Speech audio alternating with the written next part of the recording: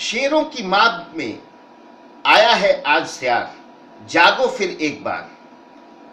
यह पंक्तियां महाकवि पंडित सूर्यकांत त्रिपाठी निराला की हैं, जो किसी अन्य संदर्भ में कही गई थी, लेकिन आज मैं इन पंक्तियों का प्रयोग योगी आदित्यनाथ के लिए करना चाहूंगा। यह पंक्तियां सांकेतिक हैं।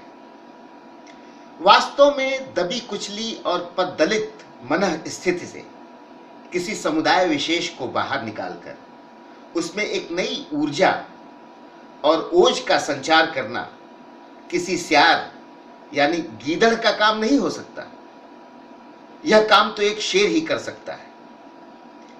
एक पूर्व स्थापित विचारधारा के वेगमय प्रवाह के बीच से एक अति पूर्व स्थापित और चिरंतर अविनाशी विचारधारा के मंद पड़ चुके प्रवाह को गतिशील बनाने का प्रयत्न एक स्यार की भांति ही किया जा सकता था, क्योंकि इसके प्रारंभ के लिए धैर्य एवं संयम और संभवतः फूंक फूंक कर कदम बढ़ाने की आवश्यकता थी।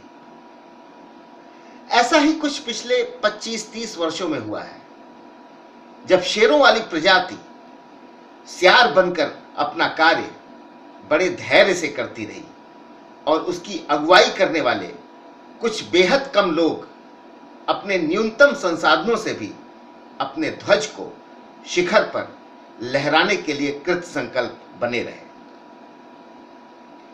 इसी संकल्प के कारण स्यार का स्वांग रचने वाले समूह का एक व्यक्ति शेर की भयानक गर्जना और दहाड़ के साथ भारतीय राजनीति के केंद्रीय पटल पर पूरे जोश के साथ उभरा है। सारे राजनीतिक अंतर्विरोधों और अटकलों को धता दिखाते हुए भारतीय जनता पार्टी के थिंक टैंक ने माननीय योगी जी को मुख्यमंत्री पद के लिए चुन लिया।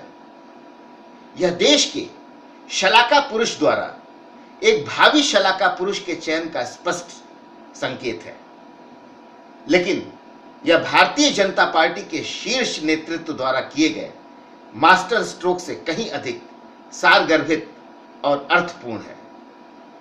यह रणनीतिक युक्ति कौशल की ऐसी पराकाष्ठा है जिसका विश्लेषण करना सरल नहीं है और इसका विश्लेषण करना भी नहीं चाहिए।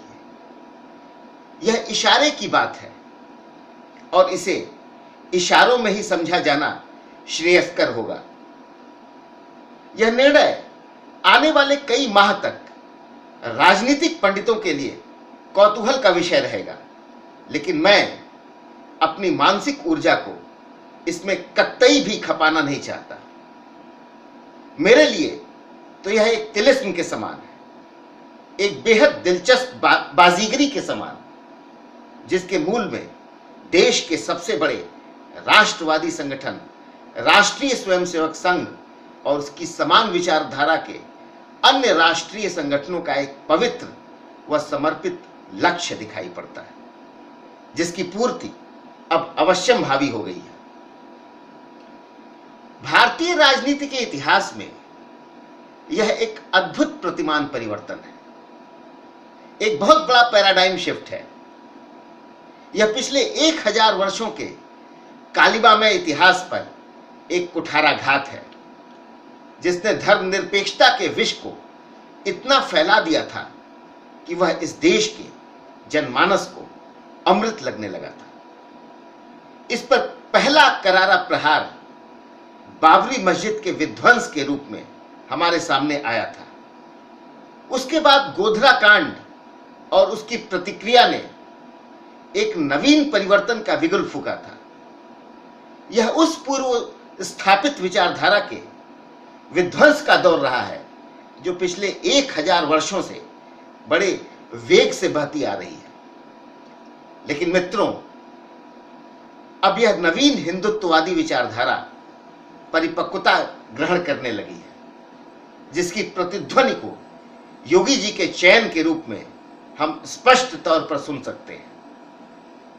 आज मुझे यह कहने में कोई हिचक नहीं हो रही है कि 5000 वर्षों के सनातन इतिहास में चाणक्य के बाद यह केवल दूसरा अवसर होगा जब कोई भगवाधारी सत्ताधारी बनकर अपने वक्तव्यों को पूरी बेबाकी से रख रहा है, जिसे सारा देश और जनमानस सुनने के लिए बाध्य हो गया है। पिछले 1000 वर्षों में ऐसे कई अवसर आए थे जो हमारे पक्ष में हो सकते थे। इस संदर्भ में पानीपत के तीनों युद्धों का जिक्र करना प्रासंगिक होगा, लेकिन दुर्भाग्यवश इसके विपरीत परिणामों ने इतिहास को हमारे विरुद्ध कर दिया।